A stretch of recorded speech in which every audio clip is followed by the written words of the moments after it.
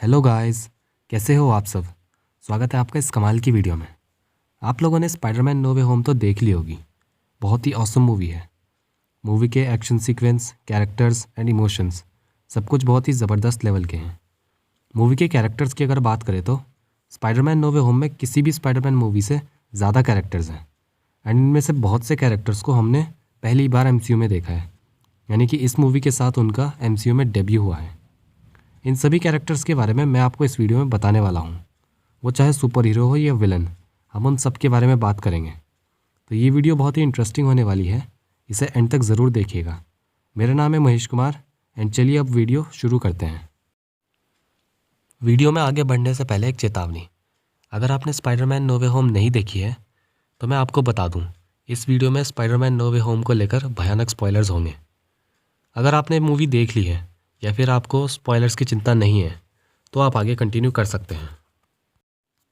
Characters में सबसे पहले हम बात करने वाले हैं सुपर हीरोज़ की। And spiderman no way home में हमें दो नए सुपर हीरोज़ देखने को मिले। वो दोनों ही स्पाइडरमैन से, पर अलग यूनिवर्स से। इनमें से फर्स्ट है friendly neighbourhood Spiderman and second है amazing Spiderman. Friendly neighbourhood Spiderman, जिसको पोर्ट्रे किया है टोबी मैकवायर ने, यह स्पाइडरमैन का एक ऑल्टरनेट वर्जन है जो कि सोनी की स्पाइडरमैन 1, 2 एंड 3 मूवीज़ के इवेंट के बाद एमसीयू में टेलीपोर्ट हुआ है। इस स्पाइडरमैन ने green goblin, doctor octopus and Sandman जैसे विलन्स का सामना किया है। इसके साथ ही इस स्पाइडरमैन की एक खास बात यह है कि ये वेब्स को अपनी बॉडी में ही क्रिएट करता है एंड उन्हें अपने हाथों से शूट करता है, बिल्कुल एक रियल स्पाइडर की तरह। एंड ये देखकर बाकी दोनों स्पाइडरमैन बहुत हैरान हो गए थे। इसके बाद आता है अमेजिंग स्पाइडरमैन, जिसको पोर्ट्रे किया है एंड्रयू गारफील्ड ने। एंड ये द अमेजिंग स्पाइडरमैन 1 एंड 2 के इवेंट्स के बाद एमसीयू में टेलीपोर्ट हुआ है। इस स्पाइडरमैन ने लिजर्ड एंड इलेक्ट्रो जैसे विलन्स का सामना किया है। तो ये तो थे दो नए स्पाइडरमैन्स जो हमें इस मूवी में देखने को मिले। अब हम चलते हैं मूवी के विलन्स की तरफ। एंड इस मूवी में टोटल 5 विलन्स हैं। हम एक एक करके सबके बारे में जानेंगे।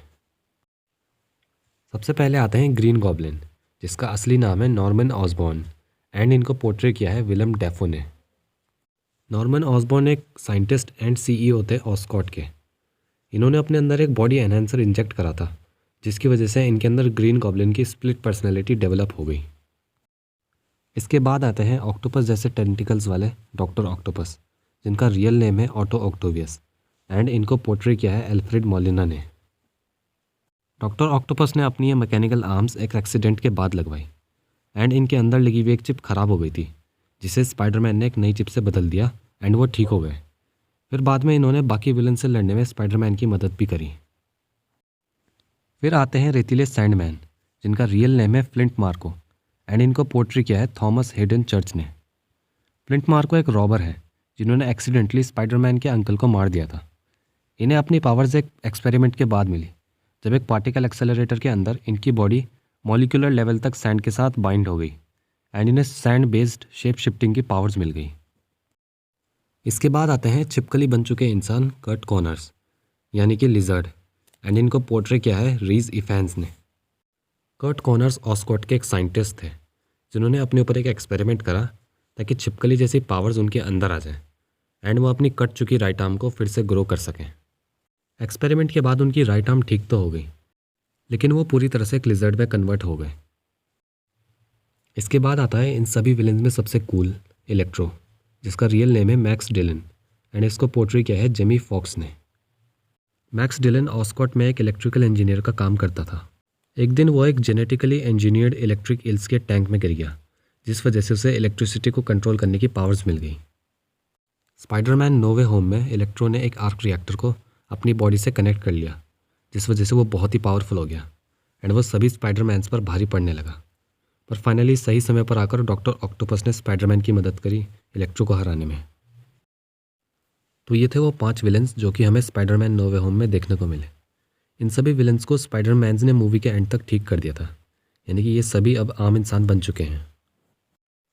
अब एक ऐसा कैरेक्टर है जो कि स्पाइडरमैन नो वे होम में सिर्फ कुछ सेकंड के लिए आता है एंड वो है एडी ब्रॉक, यानी कि वेनम, जिसका पोर्ट्रेट किया है टॉम हार्डी ने। Venom Spiderman no way home के मिड क्रेडिट सीन में अपीयर होता है, जहाँ पर हम देख सकते हैं कि वो टेलीपोर्ट होकर अपने यूनिवर्स में वापस चला जाता है। लेकिन वो अपना एक सैंपल MCU में ही छोड़ देता है। यानी कि ऐसा हो सकता है कि फ्यूचर की स्पाइडरमैन मूवी में हमें वेनम देखने को मिले।